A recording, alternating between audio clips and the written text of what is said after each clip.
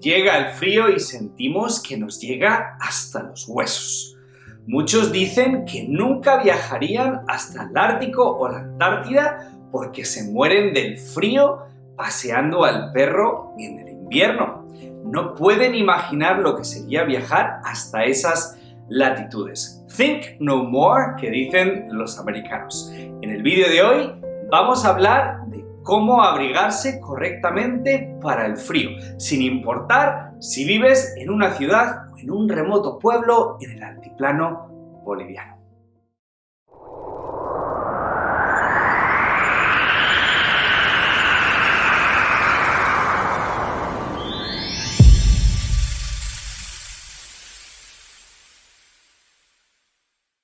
¿Por qué parte del cuerpo se pierde más calor? ¿Qué cantidad de calor se pierde por la cabeza? ¿Por dónde perdemos la mayoría del calor? Hola soñadores, mi nombre es Quique Calvo, fotógrafo y emprendedor. Si hay algo que he aprendido viajando, no solamente es hacer la maleta de manera eficiente, sino a escoger las prendas correctas para cada expedición. Como fotógrafo de National Geographic para National Geographic Expeditions y Lindblad Expeditions, es fundamental entender la ciencia, o más bien diría el arte de abrigarse. Lo primero que me gustaría remarcar es el uso de las prendas de algodón. Se trata de un material que absorbe, como lo hace básicamente una esponja. Es decir, si está en contacto con nuestra piel, ya sea con los pies o con cualquier parte del cuerpo, convierte la humedad de nuestro cuerpo en agua. Imaginaros esta situación. Llevamos un exceso de capas. Algunas de esas capas son de algodón y están tocando directamente la piel.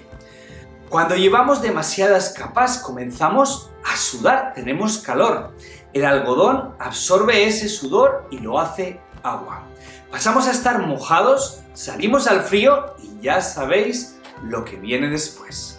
Los mejores materiales para estar en contacto con la piel son la lana, el merino o los materiales sintéticos. Más abajo os voy a dejar una selección de productos contra el frío que siento que pueden seros de utilidad, tanto en la vida diaria urbana como en futuras expediciones y viajes a climas fríos. Lo segundo, en mi modesta opinión, es entender que no siempre los mitos son realidad. La cabeza pierde calor tanto por evaporación, es decir, por el contacto entre la piel y el aire o un objeto más frío, como por radiación, que es proporcional a la diferencia entre la temperatura de la piel y el entorno. ¿Y qué quiere decir esto? Pues que yo personalmente me tapo la cabeza y el cuello, pero es más por la sensación de enfriamiento que experimento.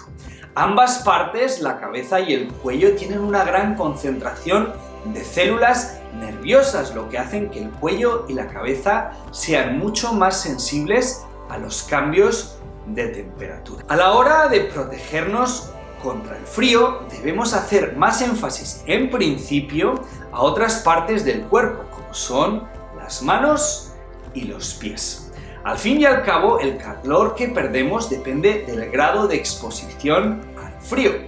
En muchos pueblos indígenas que conviven habitualmente con el frío, como por ejemplo los samis o los esquimales, o el pueblo inuit, con quien he trabajado en varias ocasiones, no utilizan guantes convencionales, en los que cada dedo va por separado. Lo que ellos hacen es utilizar manoplas, de manera que se crea un microclima por el contacto de la piel entre los diferentes dedos.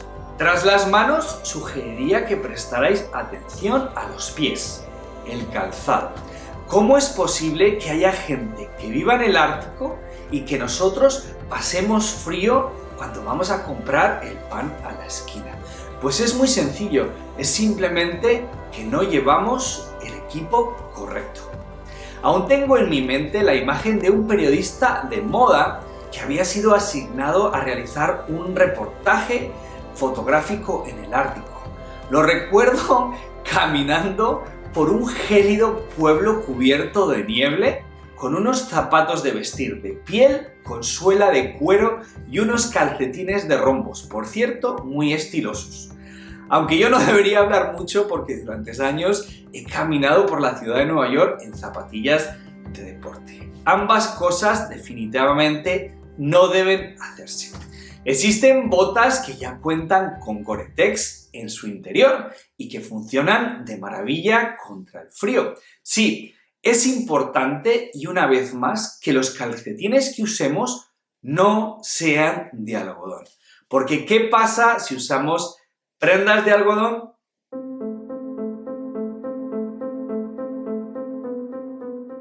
Si llevamos muchas capas, como por ejemplo doble capa de calcetín de algodón, terminaremos convirtiendo el sudor de nuestro cuerpo en agua. Y no debo olvidar mencionar que la razón que usamos materiales como el Gore-Tex es para ayudarnos en la transpiración. Por lo tanto, luchamos de esa forma contra la condensación. Para muchos entornos urbanos fríos, las botas Wellington o Katiuska, como las llaman en algunos lugares, originalmente son una adaptación hecha en piel y adaptadas de unas botas militares Haitian, creo que se llamaban, para montar a caballo. Fueron popularizadas por Arthur Wellesley, el primer duque de Wellington. Y como sabéis que me encanta daros contenido de calidad y que os haga reflexionar y aprender, ¿sabríais decir por qué este tipo de botas se llaman Katiuska en algunos lugares como en España? Os voy a dar 5 segundos.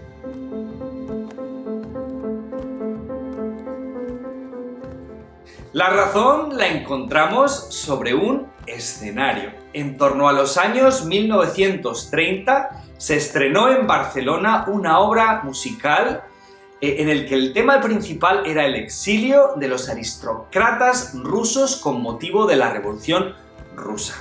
Creo que ya sabéis por dónde voy. La obra se llamaba Katiuska, una mujer rusa. Era una opereta en prosa y verso y ¡tachán! La protagonista aparecía en escena con unas botas muy altas, similares a las botas que hoy llamamos Katiuska o Wellington. En muchas culturas rurales de Rusia, Finlandia y otros países con climas extremos, los leñadores y la gente que trabaja en el campo utiliza este tipo de botas. Utilizan unos calcetines de lana que aseguran y además se aseguran que llevan unas buenas plantillas dentro de las botas. Y después de proteger nuestras manos y nuestros pies, podemos enfocarnos en la cabeza. Es importante que los gorros y las ropas que nos protejan el cuello no sean de algodón ni de punto gordo. Es mejor que escojáis lanas, merinos, materiales sintéticos o forros polares. Y soñadores, ya unos últimos trucos, una lista de trucos para convivir con el frío. Si estáis abrigados y os toca entrar en un espacio cerrado donde hace mucho menos frío, como podría ser el transporte urbano, un metro, un restaurante, es básico remover las capas de abrigo. Abrir vuestras cremalleras, quitaros los gorros y los guantes. Y la razón ya os la he explicado antes. Si no lo hacéis, vais a sudar y las prendas van a condensar la humedad y la van a convertir efectivamente, en agua. Número 2. Si el suelo está helado, caminar con el calzado no adecuado es comprar boletos para un accidente. Una ingeniosa solución que usamos en muchas de nuestras expediciones es siempre llevar en la mochila unos mini crampones antideslizantes enrollables que fácilmente se colocan sobre nuestro calzado. Os voy a dejar unos enlaces más abajo. Número 3. Si hay nieve, y por lo tanto es posible que también exista hielo, nunca os metáis las manos en los bolsillos. Más allá de ayudarnos a balancearnos en caso de perder la gravedad, si nos caemos y tenemos las manos guardadas dentro de nuestros abrigos, podemos hacernos mucho daño en el codo o en alguna otra parte del cuerpo. Número 4, y como siempre repito una y otra vez a quienes me acompañan en las expediciones, no debéis olvidar la hidratación. Beber es fundamental y no solamente en los climas fríos. Si estudiamos lo que hacen muchas culturas, el agua o los líquidos no los beben fríos, sino que los adaptan a la temperatura corporal o incluso más caliente. Ingieren bebidas calientes en pequeñitas cantidades que ayudan al cuerpo a mantenerse hidratado y a mantener la temperatura adecuada al entorno en el cual nos encontramos. Y eso es todo, soñadores. Una cosa más, y nada de ducharse por la mañana antes de salir a fotografiar osos polares. ¿Por qué? Os preguntaréis. Pues porque cuando os ducháis por la mañana estáis quitando la capa de grasa que protege la piel, que es la que forma nuestro epidermis, haciendo que sintamos menos frío. Esa es la razón por la cual cuando trabajo en expediciones polares tampoco me afeito. Bueno, os voy a ser sinceros, no es solo durante las expediciones polares, en la vida diaria solo me afeito cada 4 o 5 días. Espero, soñadores, que hayáis aprendido algo en este vídeo. Si viajáis en viajes futuros a zonas gélidas o cuando llevéis a vuestros hijos al colegio, espero que haya conseguido que entendamos un poco mejor cómo abrigarnos contra el frío.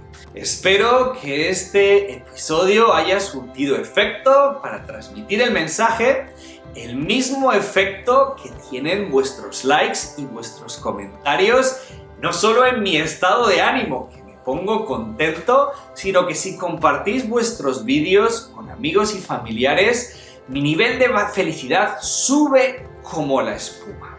Un abrazo, soñadores, y por favor, nunca dejéis de abrigar. No digáis que no sabéis cómo abrigaros.